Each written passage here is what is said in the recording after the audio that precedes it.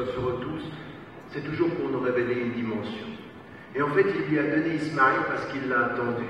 Il lui a donné, je t'ai donné l'amour de ton fils, n'est-ce pas? Eh bien maintenant, je vais juger de ton amour à mon égard par ta capacité à sacrifier l'amour d'ici-bas pour l'amour de l'au-delà.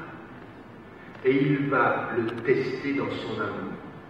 Il va lui reprendre son fils ou lui dire, je vais reprendre ton fils. Et lui, amoureux de son fils, avec son fils, dans la tradition musulmane, il dit Inni arafil manami, inni atba'uk. J'ai vu dans mon rêve que je vais te sacrifier. Et il dit à son fils, regarde, qu'est-ce que je dois faire? Et lui dit, s'agit de dire, s'agit de dire, Inch'Allah, oh mon père, fais ce qui t'a été demandé, tu me trouveras, Inch'Allah, si Dieu le veut, de ceux qui sont patients et persévérants. Et là, il y a quelque chose d'extrêmement important dans cette histoire. C'est que ce qui est important dans cette histoire, c'est qu'il a le choix entre deux amours. L'amour d'ici-bas et l'amour pour Dieu. Et comment Allah le met devant le test. Mais qu'est-ce qu'il veut dire par là? Il veut lui dire, même dans tes amours, tu as le choix. Toute personne qui te dit que les raisons du cœur n'ont pas de raison peut vivre dans l'illusion. Même les raisons du cœur, il faut les soumettre à la raison de la foi. Même ça. Et c'est l'épreuve d'Abraham. Ça veut dire que même dans l'amour, il faut que tu ailles jusqu'au bout des choix. Pourquoi aimes-tu? Qui aimes-tu? Que fais-tu de tes amours? Est-ce que tu aimes pour lui ou est-ce que tu aimes pour toi? Pourquoi? Et la deuxième histoire, c'est Ya'qub, alayhi salam. Et lui, il aimait son fils. Et il avait 12 enfants. Et il y en avait un, il s'appelle Youssouf, alayhi salam. Et ses frères sont jaloux de lui, ils veulent le tuer. Il est plus aimé par notre père que nous, on va le tuer. Et il ne sera pas mort, et il va le retrouver. Et Ya'qub, ils viennent vers lui et lui disent, ton fils, il est mort. Il dit, non, il n'est pas mort. Je sens qu'il n'est pas mort. Et qu'est-ce qu'il fait lui? Même dans ses amours, il met des priorités. Je l'ai aimé ce fils, peut-être plus que vous, parce qu'il est dans le bien et que vous voulez son mal. Je choisis l'amour du bien, pas l'amour des êtres. C'est le bien en lui que j'aime, et c'est le mal en vous qui me fait peur. Sabrun jamil, wallahu al-musta'an. Ça veut dire que même Ya'qub alayhi salam, il nous envoie un message. Il a 12 enfants. 11, en fait 10, veulent le mal, un veut le bien, une autre est une victime. Et lui, il leur dit, vous saurez bientôt les raisons de mon amour pour lui. Je l'aime de l'amour d'un père et je l'aime de l'amour d'un croyant. Il est mon fils et il est croyant. Et plus tard, ce fils qui est croyant, qu'est-ce qu'il va faire? Par le choix que lui fait de l'amour, il va tous les mettre d'accord. Les 10 enfants plus les parents. La force de l'amour, c'est de choisir ce qui est juste, mais avec ce qui est juste, orienter son amour. Orienter ses amours. Orienter ses amours dans le bien. Ça veut dire, faites attention à votre cœur. Ça veut dire, votre cœur, il faut le maîtriser. Ça, c'est du naturel au spirituel. Aimer son enfant, c'est bien. L'éduquer à ce qu'il aime Dieu, c'est la voie du succès. Et aimer ses parents, c'est bien. Les aimer en Dieu, ça, c'est le succès. Et que Dieu nous aide. Et un silence de méditation, Inch'Allah.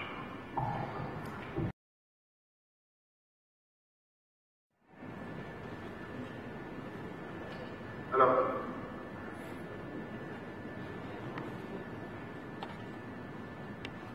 est-ce que tu as eu ça? Bien, alors je vais prendre. Là, il y a une question, il faut qu'on soit clair. Est-ce qu'il y a au soufisme quelle voie suivre? C'est une question de quelqu'un qui est malin. Il y en a qui aiment ça, qui viennent, et on va lui poser une question, on va voir. Parce qu'en fait, ce qu'ils veulent voir, c'est comment je vais tomber dans un piège ou pas. Parce qu'il y en a certains qui sont plutôt de tendance littéraliste, le soufisme. Dès que tu dis ce mot, c'est fini. C'est sorti de l'islam. Et il faut qu'on se mette d'accord. Il faut qu'on se mette d'accord déjà Quand on parle de quelque chose, il faut avoir un minimum de connaissance de ce dont on parle. Ce qui a été à un moment donné le soufisme, c'est un mot qui est venu après le début de l'islam, mais qui a traduit une attitude avec Dieu que le prophète avait. Alors, vous pouvez oublier le mot soufisme. Ce qui est important, c'est de se dire qu'est-ce que le prophète faisait.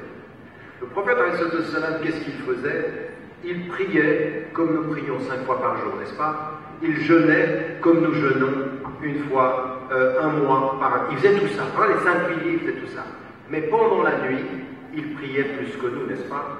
Au point que ceux qui étaient avec lui dans la prière disaient, sa prière était si longue que nos chevilles enflaient, tellement c'était long, tellement il priait longtemps. Le prophète, il priait pendant que les gens dormaient. Le prophète, il jeûnait quand les gens mangeaient. Et comme éducateur, à des moments donnés, il ne jeûnait pas pour montrer aux gens que dans certaines circonstances, on ne jeûne pas. Quand il était en voyage, une fois, il était avec Aïcha, et puis elle jeûnait, lui, il ne jeûnait pas, elle priait toutes ses prières, et lui, il faisait le qasr wal-jama, c'est-à-dire, selon la tradition, il écourtait ses prières et il les mettait ensemble. Puis sa femme, elle lui dit, mais comment c'est possible? Moi, je jeûne, et toi, tu ne jeûnes pas, je prie, et toi, tu écoutes tes prières. Et puis, la réponse qu'il lui donne, il dit, ahsantiya, regardez, ahsantiya, Hassan, de nouveau le même mot, ahsantiya, Aïcha, tu fais bien, Aïcha. Parce que des fois, il est un éducateur, il allège, mais dans sa vie personnelle, il alourdit. Oui, devant les gens, il dit, léger, hein, allégé. Hein? Yassiru wa la tu'assiru. Facilité, ne rendez pas les choses difficiles. Mais lui tout seul, il jeûne, il prie, il rajoute. Et ça, qu'est-ce que vont faire des gens? Ils vont dire, il y a une voie qui est d'ajouter plus d'adoration, de faire des nawafil, et il y a des gens qui vont donner un ordre par rapport à ça. Qu'est-ce qu'ils cherchent? C'est ceux qui ajoutent plus, ils cherchent la tazkiya. Donc au bout du compte, ce que l'on veut tous en islam, quels que soient les chemins que l'on choisit, c'est la tazkiya. C'est tazkiya tel-nafs, purifier notre être. Purifier notre être par les actes d'adoration et par ce que nous ajoutons. C'est les tazkiya qui compte. Alors certains ils vont donner une méthode. Cette méthode, elle n'est pas exactement liée à des choses que le prophète a données, mais c'est une méthode qui va suivre la voie qu'il a prescrite. Certains vont ajouter des choses qui sont des choses que le prophète a faites une fois et eux ils vont le faire comme une méthode. Est-ce que ça les sort de l'islam? Non, on peut être d'accord ou ne pas être d'accord. Ce sur quoi nous sommes tous d'accord, c'est l'objectif.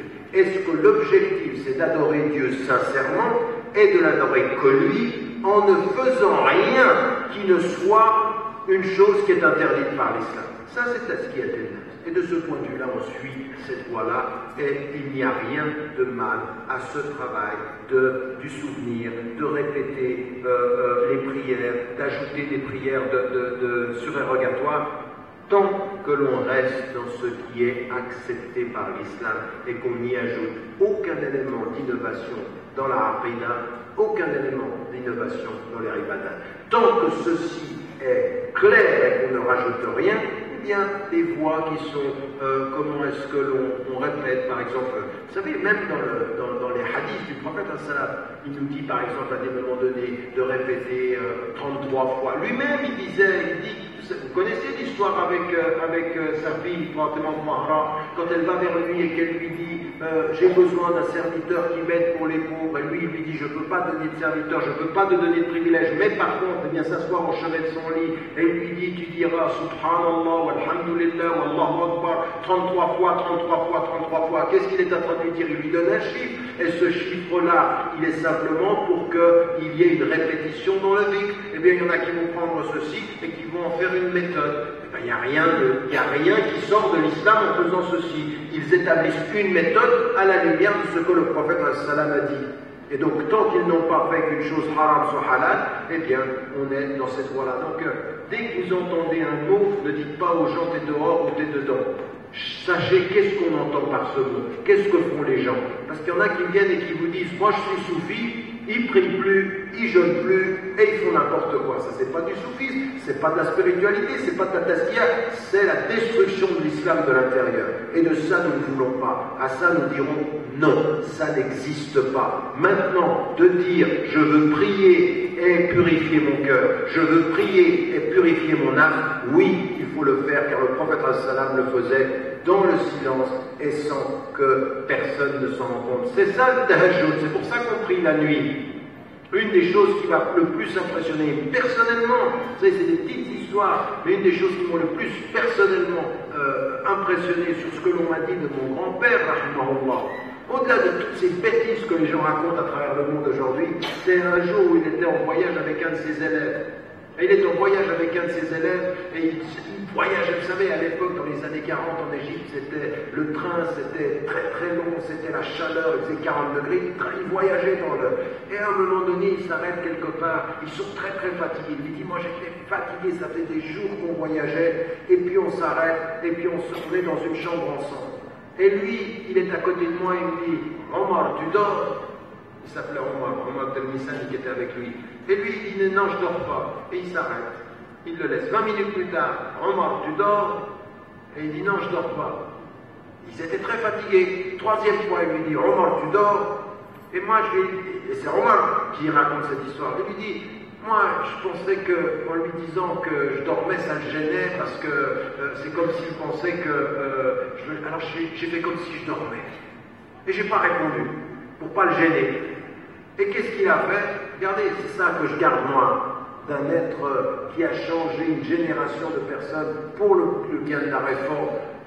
Alors, qu'est-ce qu'il fait? Il n'a pas répondu. Alors, je l'ai vu se lever, prendre le tapis de prière.